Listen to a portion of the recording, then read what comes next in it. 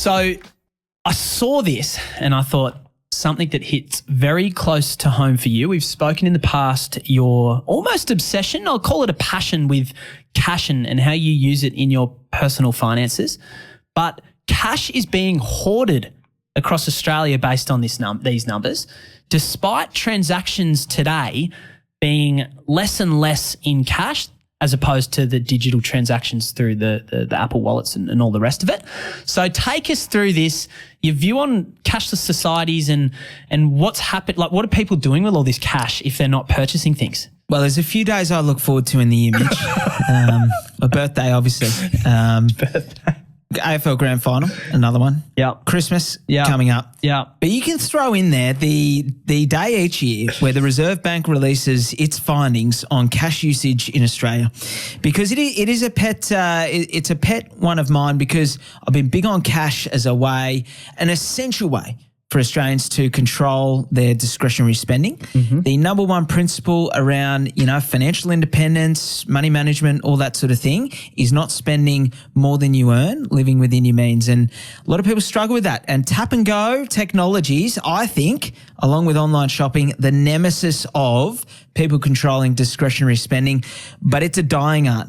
So when you and I graduated high school, 70% of all transactions in Australia were conducted via cash. 70%. Gotcha. 70%. Just seems quite high. Wow, and it was only That's not giving too away long our ago. age a little bit here. Yeah, But that was only 16, 17 years ago. I was the year after you, not because I was kept down. How does that work? You're 2 years older than me. I started school a year after you. I wasn't held back, just so we're clear. Aren't you 10 years older than me? How does that work? Yeah, when you said graduate, I said, "Oh, okay, I'll take that." But no. So yeah, sorry, graduating is a loose term in your context. When we finished school, I was in a different grade. 70%. Yeah. Now down to just 13%. 13%. So very, very low. Yep. Despite that, this is the thing that boggles my mind. Yeah. There has never been more cash in circulation in Australia. Yep. How does that work? I'll tell you how. You tell me how. Drugs and gambling. That's immediately my observation. But no, I'm sure you'll have some genuine explanations with data supporting them. But it often does raise the question that if 13% of transactions are occurring with credit cards and digitally, and there's more cash today in society than we've ever had, where the hell is it going? Well, what about this for a number? There are 926 million $50 notes in circulation. That's 34 for every man, woman and child. 926 pineapples getting around. Well, 34 for – have you got 34 pineapples floating around at home? No, God, no. And that's every man, woman and child. So that includes little Davey. Davey doesn't have 50 pineapples floating around. No. And you're saying that that's the most frequent note getting around, the $50? Most frequent. Yep. Second most frequent is the 100. When's the last time you even saw a $100 note? The greenback. Wow. 18 $100 notes floating around for every man, woman and child. That's a lot. So in other words, there's $3,500 in cash for every man, woman and child in Australia floating around. So they must be in the walls or in the mattresses, like saving it for a rainy day type operators, maybe hoarding cash just, in case their credit cards are hacked and for the grandkids out there, let me tell you, hot tip. When you're next over at grandma's for a sleepover, pop your head into her room, check under the mattress. You might be quite surprised because I don't know where else it could be. No, I couldn't tell you, but the RBA has estimated. Oh, is this an estimate? What about the range on this one? This is when you know it's gone into the economist section of the Reserve Bank, right? This is like the Bureau of Meteorology-esque when it comes to their estimates. So go on. What are they giving it? No, you tell me. So 55 to 80% of banknotes are hoarded. So that's 35% range. So it could be 55, could be 80. They reckon 7 to 11% of banknotes are used for illegal activity. I reckon you can flip that with the hoarded stat. They then expand on illegal activity being tax evasion, drug manufacturing, and dealing in other black market activities. 5 to 9% are lost.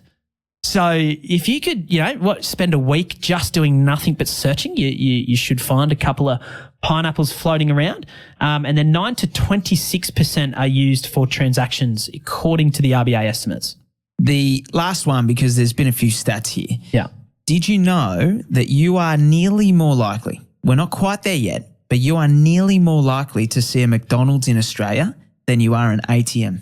A McDonald's, That is the dwindling. Sense. So there was nearly 14,000 ATMs floating around in 2017. Mm-hmm. So only 7 years ago. Mm-hmm. There's only 5,000 today. And I'm assuming they haven't got bigger. They have not gotten bigger. Right. Same size ATMs, a lot less. Well, yeah, then I'd probably have to agree with the RBA that the cash must be being hoarded. Now, it was there was 12 bulletproof tips in my book. This is easily the one that I get the most feedback and questions about, and it is using cash.